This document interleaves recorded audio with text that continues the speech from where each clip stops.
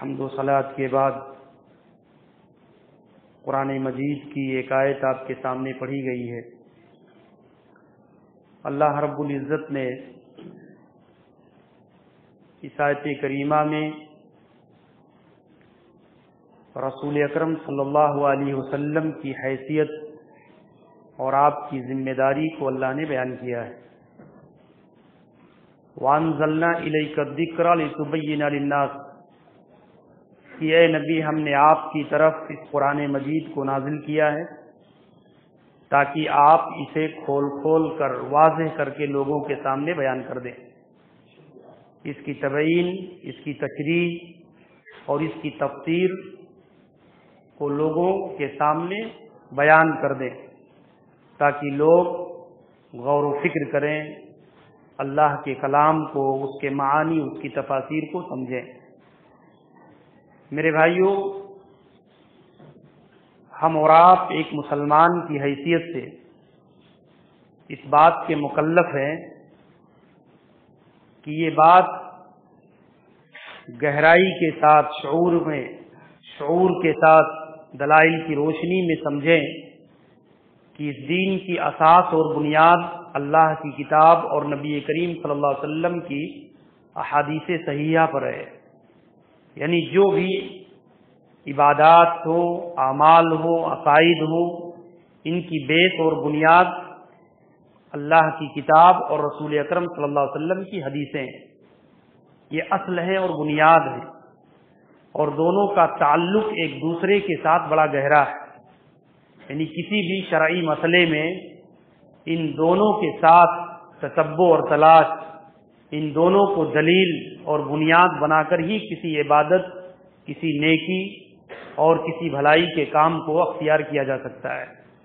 اس لیے ایک مسلمان کے ذہن و دماغ میں ہمیشہ یہ بات رہنی چاہیے کہ اصل دین یہی ہے، اللہ کی کتاب اور رسول اکرم صلی اللہ علیہ وسلم کی صحیح حدیثیں۔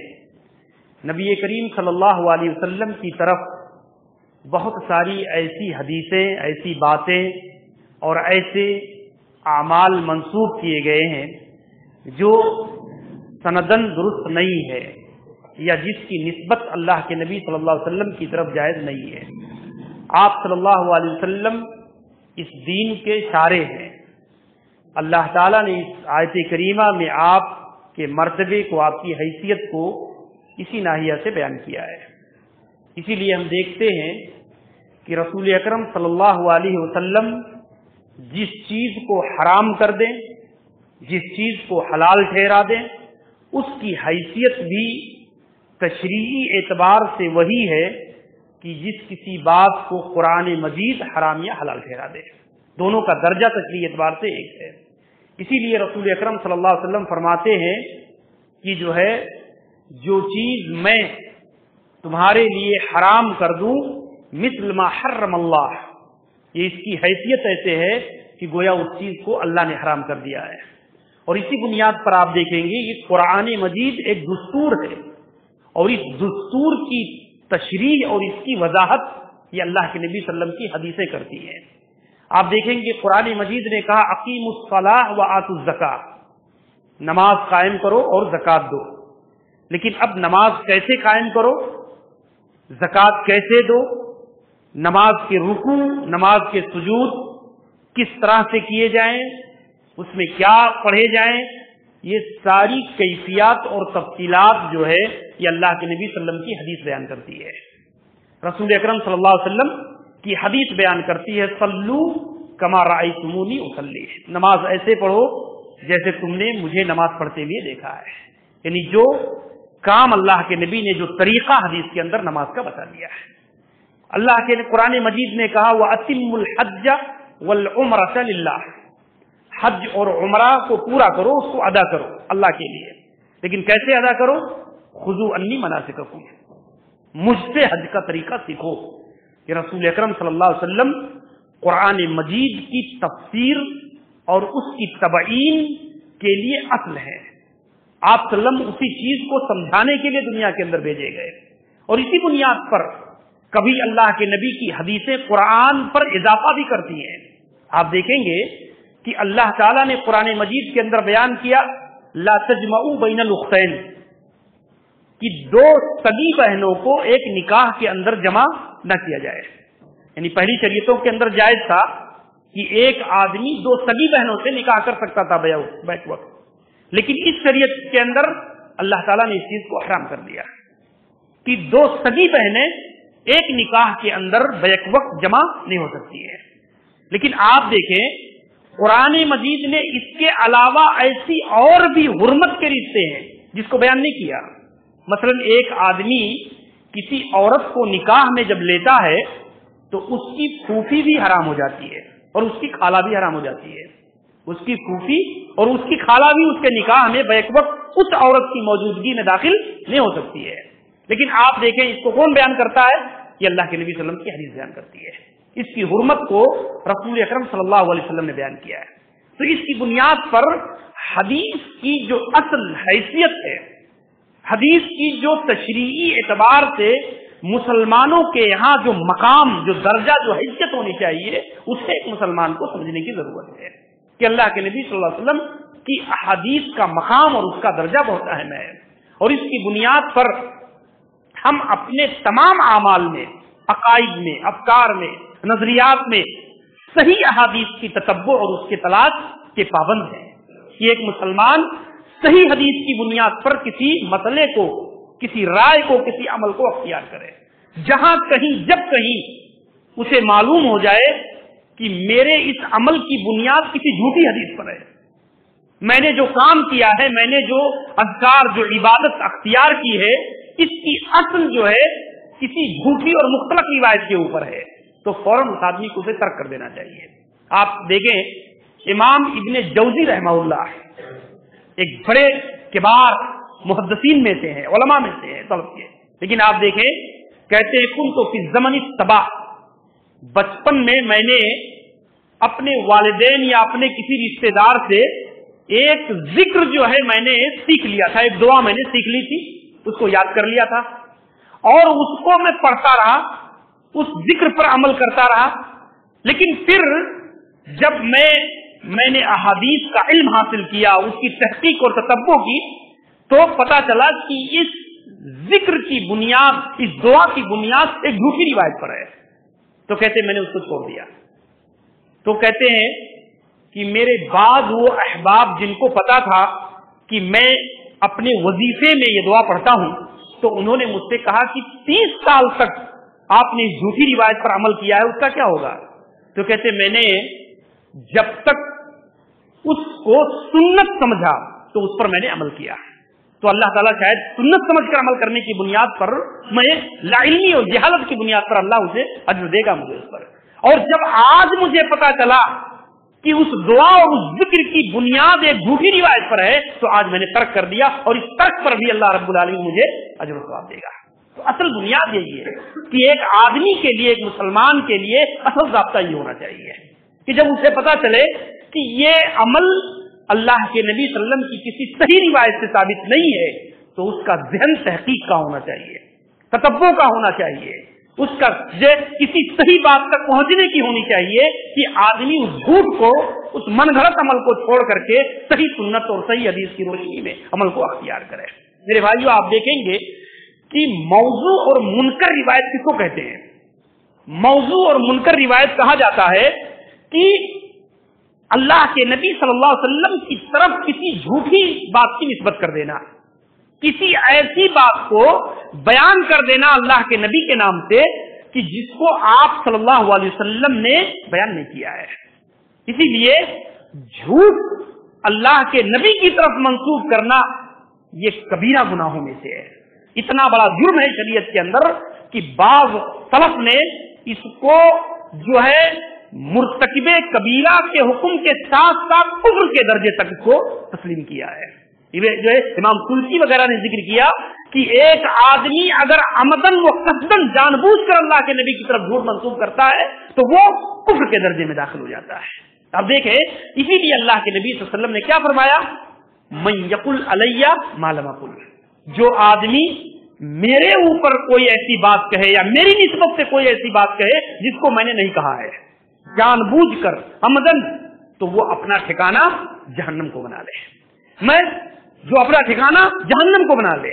اللہ کے نبی صلی اللہ علیہ وسلم نے بیان فرمایا کہ یعنی کذبن لیس کذب احدکم، یعنی میرے اوپر جھوٹ بولنا تمہارا عام آدمی پر جھوٹ بولنے جیسا نہیں ہے، اس لیے کہ اللہ کے نبی پر جب کوئی جھوٹ بولی جاتی ہے تو وہ شریعت اور دین کا حصہ بن جاتی ہے، اور اس جھوٹ کو اللہ کے دین میں داخل کرنے کی کوشش کی جاتی ہے، اور اس کی بنیاد پر یہ سخت وعید وارد ہے کہ ایک آدمی قصدن اللہ کے نبی پر جھوٹ بولنے کی جرات کرے، یہ اللہ کے دین میں خلل کا باعث ہے۔ رسول اگر آپ دیکھیں حضرت انس بن مالک رضی اللہ عنہ کہتے ہیں انہو لیمنعنی ان احدث حدیثا کثیرا، لوگوں میں کثرت کے ساتھ حدیثیں بیان کرنے سے مجھے جو چیز روکتی ہے وہ اللہ کے نبی صلی اللہ علیہ وسلم کی حدیث ہے، اللہ کے نبی کی یہ حدیث ہے کہ کوئی آدمی میرے اوپر جان بوجھ کر جھوٹ بولے تو اپنا ٹھکانہ جہنم کو نہ دے، یعنی میں کثرت کے ساتھ اس کی بنیاد پر حدیثیں بیان نہیں کرتا۔ اور بہت سارے صحابہ آپ دیکھیں گے، حضرت ابوبکر صدیق، حضرت عثمان ابن عفان، حضرت زبیر ابن عوام، کئی ایسے کبار صحابہ کو دیکھیں گے کہ وہ اس حدیث کی بنیاد پر، اس وعید کی بنیاد پر کثرت روایت کو پسند نہیں کرتے تھے، کثرت کے ساتھ حدیثیں بیان کرنا پسند نہیں کرتے تھے، اور ان کے تعلق سے مستقل صحیح حدیثیں موجود ہیں۔ وہ اسی احتیاط کی بنیاد پر، احتیاط کی بنیاد پر آج ہم فتنے کے دور میں آپ دیکھیں گے کہ ایک آدمی علم گلم جھوٹی صحیح ادھر ادھر کی باتیں کسی طرح سے دین کے معاملے میں بیان کرتا پھرتا ہے، ایسی ایسی باتیں کرامت کے نام پر، اللہ کے نبی صلی اللہ علیہ وسلم کے تعلق سے جھوٹ، اس قسم کی چیزیں رسول اکرم صلی اللہ علیہ وسلم کی نسبت سے، اولیاء کی نسبت سے، انبیاء کی نسبت سے پھیلا دی جاتی ہے۔ تو ایک مسلمان کے لیے روا اور جائز نہیں ہے کہ ایک آدمی اس طرح کی چیزوں کو جو ہے اختیار کرے، یا بغیر تحقیق اور تتبع کے، بغیر جانے بغیر علم کے کسی ایسی بات کو مشہور کرے۔ یا آج سوشل میڈیا کا زمانہ ہے، کوئی بھی کلپ ایک آدمی بنا کر کے آپ ڈال دیتا ہے اور دوسرا آدمی اسے جانے اور سمجھے بغیر اس کو فارورڈ کرنا شروع کر دیتا ہے، اور اس کی بنیاد پر کیا ہوتا ہے، ایک جھوٹی روایت۔ آج دیکھیں ایسی ایسی اسکیمیں چل رہی ہیں دین کے نام پر کہ ایک آدمی امیج بناتا ہے، امیجز، اور اس کو جو ہے نیچے لکھ دیتا ہے رواه البخاری، امام بخاری نے اس کو ذکر کیا ہے، لیکن آپ دیکھیں کہ امام بخاری نے اس کو اپنی صحیح کے اندر ذکر نہیں کیا ہے، اور اس کو دوسرا آدمی دیکھتا ہے اور بڑی اچھی بات ہے اس لیے اس کو کیا کرتا ہے، فارورڈ کر دیتا ہے۔ حالانکہ یہ چیز کیا ہے، یہ تحقیق کا معاملہ ہے۔ ایک مسلمان کو گہرائی سے سمجھنے اور جانے بغیر اس چیز کو پھیلانا، یہ جھوٹ کے اس دائرے میں شامل ہو جاتا ہے۔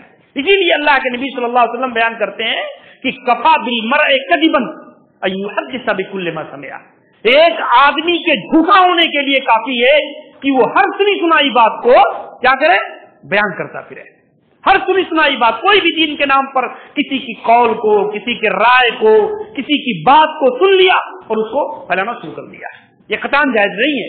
اس کی بنیاد پر ایک عام آدمی کی بھی ذمہ داری بنتی ہے، علماء کی ذمہ داری تو ہے ہی، عام آدمی کی بھی ذمہ داری بنتی ہے کہ دین کے معاملے میں، بالخصوص احادیث رسول کے معاملے میں احتیاط برتنا چاہیے، اسے اس کی تتبع اور اس کی تلاش کا ملکہ اور جذبہ پیدا کرنا چاہیے۔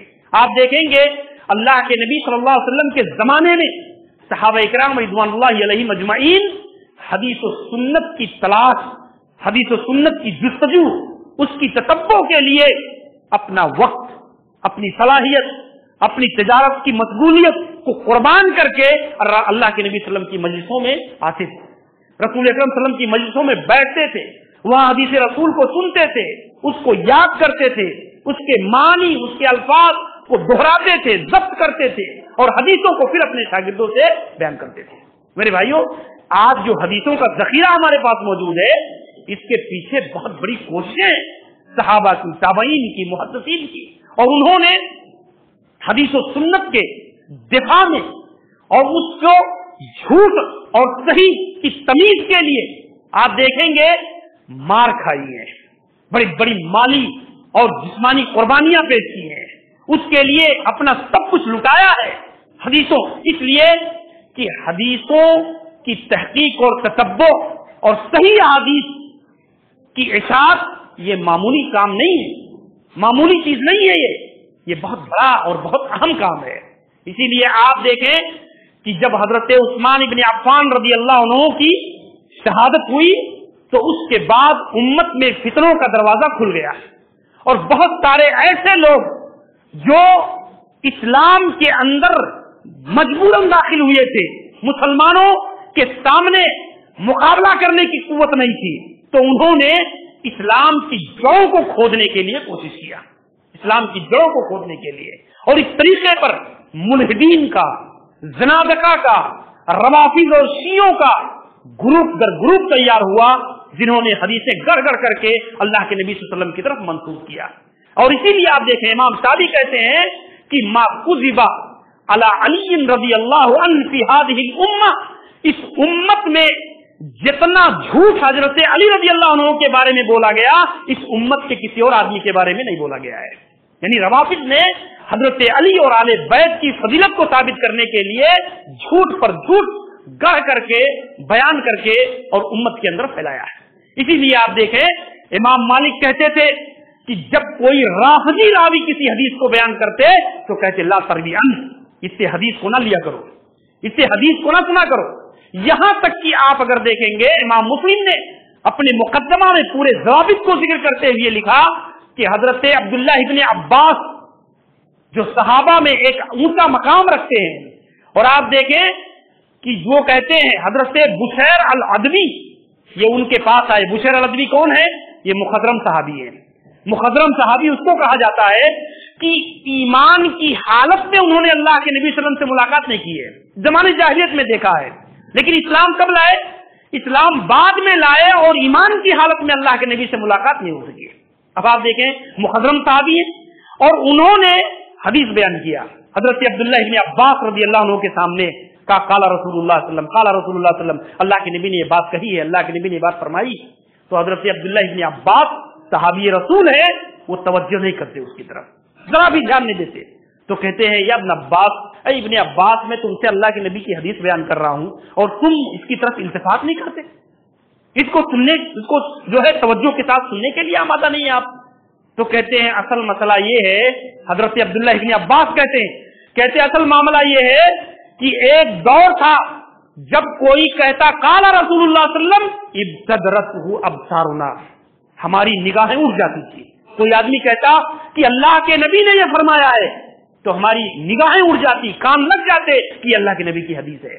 لیکن پھر جب لوگ رکب الناس الصعب والذلول، جب لوگ جو ہے جھوٹی علم گلم باتیں کرنے لگے، اللہ کے نبی کی طرف کوئی بھی بات منسوب کرنے میں جرات جری ہو گئے، تو اب ہم انہی لوگوں کی بات سنتے ہیں جن کو ہم پہچانتے ہیں، جن کی ثقافت کو، عدالت کو ہم جانتے ہیں کہ یہ عادل ہے، یہ ثقہ ہے، یہ سچا ہے اس معاملے میں، تو ہم اس کی بات کو اب لیتے ہیں۔ کسی عام آدمی کی بات کو ہم حدیث کے نام پر، سنت کے نام پر گوارا نہیں کرتے۔ اور یہی چیز میرے بھائیوں آپ دیکھیں گے کہ جو ہے تابعین میں، کبار تابعین میں آپ دیکھیں گے بہت سارے تابعین کے اقوال ملتے ہیں کہ لوگ ہمارے زمانے میں جب حدیث بیان کرتے تو ہم کہتے سمو لنا رجالکم، اپنے استاد کا نام بتاؤ، اپنے استاد کا نام بتاؤ جس سے تم نے اس حدیث کو حاصل کیا ہے، روایت کیا ہے، اس کی تفصیل بتاؤ کہ کس سے تم نے حدیث کو لیا ہے۔ یہ سلف صالحین کا احتیاط ہوتا تھا۔ تو آج کے زمانے میں تو اس کی اصل ضرورت ہے کہ ایک آدمی کے سامنے کوئی حدیث آئے تو اس کی تحقیق، اس کی تتبع، اس کی تلاش، یہ لازم اور ضروری ہے ایک آدمی کے لیے کہ اس حیثیت سے اس چیز کو سمجھے۔ اسی بنیاد پر آپ دیکھیں گے میرے بھائیوں کہ حدیثوں کے معاملے میں سلف صالحین نے اتنی کوششیں کی ہیں۔ امام حماد ابن زید آپ دیکھیں کہتے تھے ہمارے زمانے میں عورتیں سینکڑوں ہزاروں حدیثیں یاد کرتی تھی گھروں کے اندر، چھوٹے چھوٹے بچے 8 سال 10 سال کے بچوں کو سینکڑوں ہزاروں حدیثیں یاد ہوتی تھی۔ کوئی جھوٹا رافضی، کوئی اللہ کے نبی کی طرف کسی روایت کو منسوخ کرنے کی جرات نہیں کر پاتا تھا کسی مجلس کے اندر کہ کہیں کوئی بچہ اٹھ کر کے کہہ نہ دے کہ تو جھوٹ بولتا ہے اللہ کے نبی پر۔ یہ حالت تھی۔ اس طریقے سے محدثین نے کتاب و سنت کی حفاظت کا بندوبست کیا ہے، یہاں تک کہ آپ دیکھیں گے امام بیہقی رحمہ اللہ نے بغداد میں اپنا مسند درس لگایا تو آپ نے کیا کہا، یا اہل بغداد ला तदुन्नु अन्ना अहदन युकद्दिबु अला नबी सल्लल्लाहु अलैहि वसल्लम व अना हय, तुम में कोई शख्स ये जुरात नहीं कर सकता है कि अल्लाह के नबी पर झूठ बोलकर निकल जाए और मैं जिंदा हूं, यानी मेरे जिंदा रहते हुए, मेरे मौजूद रहते हुए कोई आदमी झूठ बोलकर अल्लाह के नबी पर निकल जाए, ये मुमकिन नहीं है। ये मुहद्दिसीन आप देखें, इमाम अब्दुर रहमान अल मेहदी किबार मुहद्दिसीन में से है, उनके सामने एक खुरासानी ने हदीस बयान किया, क्या? मन ज़हिका फिस सलात फलयुइदिस सलात वल वज़ू, जो आदमी नमाज में कहा लगाए, हंसे, तो उसे चाहिए कि अपनी नमाज और अपने वजू को दोहराए। अब देखिए, इमाम अब्दुर रहमान अल मेहदी ने हदीस सुनी, उसकी सनद बयान किया, फौरन उसकी सनद बयान किया और कहा ये झूठी रिवायत है, ये झूठी रिवायत है। खुरासानी कहता है कई तारिफ इस्तिहाल हदीस मिन खतीही, यानी तुम कैसे जाने, तुमने कैसे पहचाना कि ये हदीस झूठी है? तो कहते हैं जैसे एक तबीब और डॉक्टर पहचान लेता है कि ये आदमी पागल है, ये आदमी मजनू है, या जैसे एक सोनार जान लेता है, सर्राफ, कि ये खरा हुआ सोना है और ये सोने के साथ ये पीतल है, जैसे ये जान लेते हैं, ऐसे अल्लाह ताला ने हमें मलिका इनायत किया है। हदीस जरह तादील के इल्म की बुनियाद पर हम एक एक रिवायत को परख करके जान लेते हैं कि इसकी असल हैसियत क्या है। मेरे भाइयों, ये मुहद्दिसीन का मलिका, ये सहाबा और ताबईन की कोशिशें और मेहनतें थी इसके पीछे कि उन्होंने हदीसों को परख करके अल्लाह के नबी, इसीलिए आप देखेंगे हारून रशीद, ये आप जानते हैं अब्बासी दौर का मशहूर खलीफा, आप देखें हारून रशीद ने के जमाने में एक मुल्हिद शख्स गिरफ्तार किया गया जो अल्लाह के नबी पर हदीसें गढ़ता था। जब उसको पकड़ कर लाया गया तो हारून रशीद ने उसके कत्ल का हुक्म जारी कर दिया कि इसको कत्ल कर दिया जाए। अब देखिए, जब उसको कत्ल करने के लिए लाया गया तो उसने क्या कहा, या अमीरुल मोमिनीन, ऐ अमीरुल मोमिनीन, मैंने 4000 हदीसें गढ़ी हैं, आप मुझे तो कत्ल कर देंगे, लेकिन इन हदीसों का क्या करेंगे जो मैंने गढ़ करके फैला दिया उम्मत के अंदर। अब देखें, हारून रशीद ने कहा, या अंत अदुव्वल्लाह, ऐ अल्लाह के दुश्मन, ऐ अल्लाह के दुश्मन, अल्लाह ने अब्दुल्लाह इब्ने मुबारक और इस अबू इसहाक अल फजारी जैसे मुहद्दिसीन को पैदा किया है जो यनखलानिहा वो युखरजानिहा हरफन हरफन, जो तेरी एक एक गढ़ी हुई रिवायत के हर्फ को वाज़े कर देंगे और उसको दूध की दूध और पानी का पानी छाट करके अलग कर देंगे कि ये अल्लाह के नबी की हदीस है और ये झूठ तूने अल्लाह के नबी की तरफ मंसूब किया है। ये मुहद्दिसीन की खिदमत है मेरे भाइयों, इस हैसियत से हमें जानना चाहिए। लेकिन इसके बावजूद उम्मत झूठी रिवायतों से महफूज नहीं है। इसके बावजूद उम्मत में किबार मुहद्दिसीन ने मौज़ूआत के नाम पर सैकड़ों किताबें लिखी हैं। झूठी रिवायतें जो बयान की जाती थी उसे भी जिक्र किया और झूठे रावियों को भी जिक्र किया, उन मनगढ़ंत जो गढ़ने वालों का भी जिक्र किया, ताकि झूठ भी पकड़ा जाए और यानी चोर भी पकड़ा जाए और चोरी भी पकड़ी जाए। इस हैसियत से उन्होंने, आप देखेंगे जब मसलकी तशद्दुद शुरू हुआ तो हनाबला, शाफिया या इसी तरीके से आप देखेंगे हनफिया, ये इसमें जब तशद्दुद की रविश अख्तियार हुई तो लोग अपने मसलक के नाम पर हदीसें गढ़ना शुरू किया उन्होंने। अब देखें मामून अल हरबी ने जो है जब इमाम शाफई रहमहुल्लाह खुरासान गए तो इमाम शाफई बहुत बड़े मुहद्दिस थे अपने जमाने के, जब खुरासान पहुंचे तो पूरा का पूरा शहर उमड़ पड़ा उनके इस्तकबाल में और हदीसों को सुनने के लिए। आप देखें जब बाद जो है मामून अल हरबी को पता चला और उससे लोगों ने कहा क्या शान अल्लाह ताला ने दिया इमाम शाफई रहमहुल्लाह को, तो उसने क्या हदीस गढ़ दी, उसने कहा मैंने हजरत अनस बिन मालिक रज़ी अल्लाह अन्हु के हवाले से हदीस गढ़ी और कहा अल्लाह के नबी ने फरमाया यकूनु फी उम्मती रजुल युकालु लहू मोहम्मद बिन इदरीस और हुआ अज़र्रु अला उम्मती मिन इब्लीस। ये हदीस गढ़ दिया उसने फौरन। क्या कहा कि मेरी उम्मत में एक ऐसा आदमी पैदा होगा जिसका नाम मोहम्मद बिन इदरीस होगा और वो मेरी उम्मत के लिए इब्लीस से भी ज्यादा खतरनाक होगा। रिवायत मौजूद है आज भी मौजूदात के अंदर। ऐसे ही आप देखें उसने कहा वो यकूनु फी उम्मती रजुल युकालु लहू अबू हनीफा, और मेरी उम्मत में एक शख्स पैदा होगा जिसका नाम अबू हनीफा होगा, हुआ सिराजो उम्मती, और वो उस उम्मत का चिराग होगा। ये हदीस मौजूद मनगढ़ंत हदीस है। झूठी रिवायत तमाम मुहद्दिसीन का इजमा है कि इसको इमाम शाफई की दुश्मनी में इस हदीस को कहा गया है। तो ऐसी बहुत सारी रिवायतें हैं मेरे भाइयों। आप अगर झूठी रिवायतों पर नजर डालेंगे तो इसके बदतरीन असरात उम्मत के ऊपर मुरतब हुए हैं। सही हदीसें, सही अमाल, नेकियों के अमाल, इबादत, ये सही चीजें पीछे रह गई और झूठी रिवायतों के असरात उम्मत के ऊपर इस तरीके से पड़े कि लोगों ने अपनी इबादतों में, अज़कार में, तस्बीहात में, दरूद सलाम में और कितने ऐसे अमाल हैं कि उसमें झूठी रिवायतों को मुकद्दम किया और उस पर अमल उम्मत के अंदर करके फैला दिया। आप देखेंगे, आप एक मशहूर रिवायत आप देखिए, मसहुर रकबा अमानुम मिनल गुल, गर्दन का मसाह करना वजू में गर्दन का मसाह करना ये क़यामत के दिन तौक पहनाए जाने से आदमी को आजाद कर दिया जाए, यानी तौक पहनाने की सजा अल्लाह ताला नहीं देगा। ये रिवायत क्या है? ये रिवायत जमहूर मुहद्दिसीन की, उठा कर देखिए, ये मौजू रिवायत है, झूठी रिवायत है जो अल्लाह के नबी की तरफ मंसूब की गई। लेकिन आज बड़े अफसोस के साथ कहना पड़ता है मेरे भाइयों कि आज उम्मत का एक बड़ा तबका आज भी वजू के अंदर गर्दन के मसाह को लाजिम और जरूरी समझता है। किस बुनियाद पर? इस झूठी रिवायत की बुनियाद पर, इस झूठी हदीस की बुनियाद पर।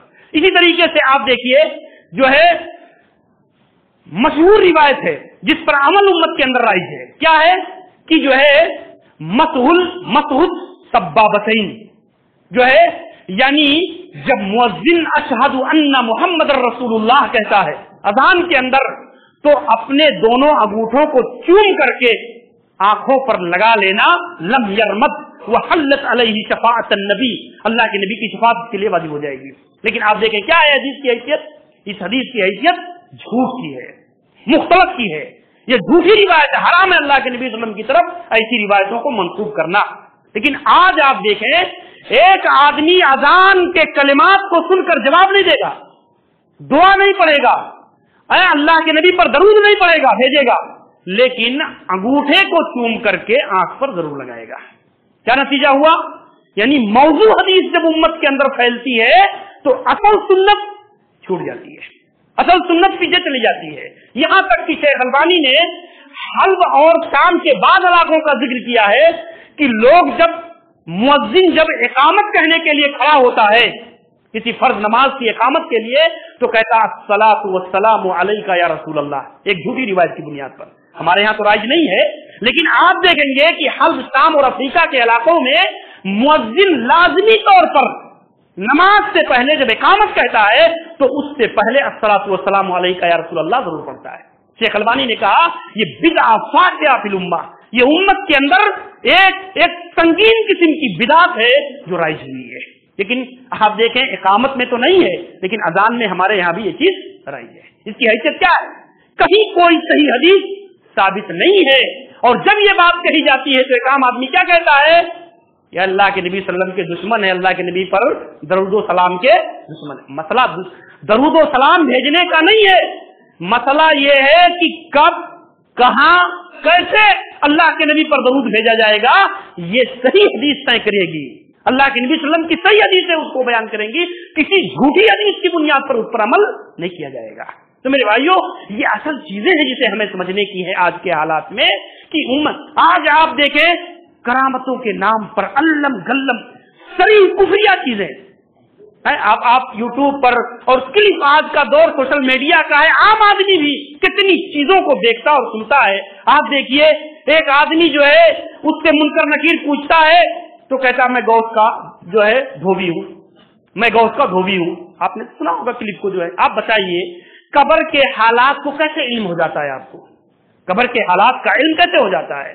और क्या उम्मत के किसी फर्द, किसी वली, किसी शख्स की निस्बत और पीरी मुरीदी की बुनियाद पर एक आदमी को इतनी रुख्सत दी जाए कि वो नमाज पढ़े ना पढ़े, वो हलाल हराम की तमीज करे या ना करे, वो महज पीरी मुरीदी की बुनियाद पर जो है इस तरीके से आजाद कर दिया जाए? ये समझने की चीजें हैं, सोचने की चीजें हैं कि उम्मत कहाँ जा रही है और झूठी चीजें उम्मत के अंदर कितनी तेजी के साथ फैलाई गई हैं। आज जितनी भी बिदातें उम्मत के अंदर आई है, उसके पीछे कोई ना कोई झूठी हदीस जरूर है, उसके पीछे कोई ना कोई झूठी हदीस उसकी पुष्टपनाही कर रही है मेरे भाइयों। और ये इतना आसान काम नहीं है, یہ اتنا آسان کام نہیں ہے. کسی بھی مسلک کے اندر اگر کسی عمل کی دلیل کوئی جھوٹی روایت ہے اور اس روایت پر قدح کرنا، جرح کرنا کہ یہ روایت جھوٹی ہے، یہ آسان کام نہیں ہے. شیخ البانی رحمہ اللہ نے ضعیفہ کے اندر، جس میں ضعیف اور موضوع روایتوں کا ذکر کیا، آپ نے کہا میں نے کچھ روایتیں، بعض روایتیں جو حنبلیوں کی دلیل ہوا کرتی تھی کسی مسئلے کے اندر، کہتے ہیں میں نے جب ان حدیثوں کی تحقیق کی اور جرح و تعدیل کے خلاف پر میں نے اس کو پرکھ کر کے ثابت کیا کہ جس مسئلے کی یہ حدیث دلیل ہے یہ جھوٹی حدیث ہے، یہ صحیح نہیں ہے، تو کہتے ہیں بعض حنبلی علماء میرے پیچھے پڑ گئے اور مجھے باغی اور لان تان اور کیا کیا نہیں کیا. شیخ البانی جو ابھی قریب کے ہیں میرے بھائیوں. تو اتنا آسان نہیں ہوتا ہے. کسی مسلک کے اندر کسی عمل کی کوئی حدیث جھوٹی روایت دلیل بنتی ہے اور اس حدیث کا کنڈم کر دینا کہ یہ روایت ضعیف ہے، موضوع ہے، تو امت یہ قبول نہیں کرتی اس کو. یہ اہل حدیثوں کا جو ہے ان کی صفات میں ہے، اہل حدیثوں کا خاصہ ہے کہ اگر ہمارے یہاں کوئی روایت ضعیف اور جھوٹی ثابت ہوتی ہے تو ہم انشراح صدر کے ساتھ اس کو قبول کرتے ہیں، انشراح صدر کے ساتھ اس کو تسلیم کرتے ہیں اور فوراً اس عمل کو چھوڑ دینا. یہی اصل سنت ہے، یہی اصل طریقہ ہے کہ اگر روایت ثابت ہو گئی کہ یہ جھوٹی ہے، صحیح نہیں ہے، اللہ کے نبی کی طرف نسبت درست نہیں ہے، تو اس کا ترک کر دینا میرے بھائیوں یہی اصل ہے. اور یہی تحقیقی ذہن اپنے اندر پیدا کرنے کی کوشش ہمیں کرنا چاہیے کہ آج امت کے اندر بہت سارے ایسے اعمال ہیں. آپ دیکھیں وسیلہ کا مسئلہ، آپ دیکھیں ہر جمعرات کو قبرستان جا کر کے اپنے والدین کے لیے دعا کرنے کا مسئلہ، کتنے سینکڑوں مسائل ہیں عقائد کے مسئلے میں، عبادات کے مسئلے میں، جس کی بنیاد جھوٹ پر ہے اور جھوٹی حدیثوں کے اوپر اس کی بنیاد قائم ہے. تو میرے بھائیوں وقت نہیں ہے، اللہ تعالیٰ سے دعا ہے کہ پروردگار عالم ہمیں کتاب و سنت کی روشنی میں حدیث و سنت کے اصل مقام کو سمجھنے کی توفیق عنایت فرمائے. اللہ تعالیٰ جھوٹی حدیثوں کے برے اثرات سے امت کی حفاظت فرمائے. اللہ رب العالمین ہمیں تحقیق اور جستجو کے ساتھ صحیح احادیث کو اپنے عمل کی بیس اور بنیاد بنانے کی اللہ ہمیں توفیق بخشے. اللہ رب العالمین جب تک دنیا کے اندر زندہ رکھے ایمان اور عمل صالح کے اوپر قائم اور دائم رکھے. میں ایک بات اور بھی کہنا چاہوں گا میرے بھائیوں کہ اصل چیز جمعہ کے اندر جو چیز ہے اول وقت میں آنے کی کوشش کرنا چاہیے. آپ دنیا کی چھوٹی سی معمولی سی کسی مشغولیت کی بنیاد پر اگر مؤخر ہو کر کے اذان کے بعد مسجد کے اندر آتے ہیں تو آپ کو اپنے عمل کا محاسبہ کرنا چاہیے، دیکھنا چاہیے. ایک آدمی جب کسی چیز سے پیچھے ہونے لگتا ہے تو اللہ تعالیٰ اسے اور پیچھے کر دیتا ہے. صحیح حدیث موجود ہے اللہ کے نبی صلی اللہ علیہ وسلم کی کہ ایک آدمی صف اول میں شرکت سے پیچھے ہوتا ہے تو اللہ تعالیٰ اس کو اور مؤخر کر دیتا ہے. تو کم سے کم آپ جمعہ کے دن اول وقت میں آنے کی کوشش کریں. اتنی چھوٹی سی مسجد ہے، میں دیکھ رہا ہوں، اس کے باوجود بھی امام ممبر پر چڑھے اور 2 صف لوگ ہوں، 10 لوگ ہوں، 20 لوگ ہوں، تو انتہائی حیرت کی چیز ہے. ہمیں اپنے عمل کا محاسبہ کرنا چاہیے اور کم سے کم آپ کو اول وقت آ کر کے جمعہ کے جو فضائل ہیں، جو ہے عظیم ثواب اللہ تعالیٰ نے رکھا ہے، اس کو پانے کی کوشش کرنی چاہیے. پروردگار عالم ہمیں اس کی توفیق نصیب فرمائے. اقول قولی ھذا استغفر اللہ لی ولکم ولسائر المسلمین من کل ذنب انہ هو الغفور الرحیم وصلی اللہ علی نبینا محمد وعلی آلہ وصحبہ اجمعین.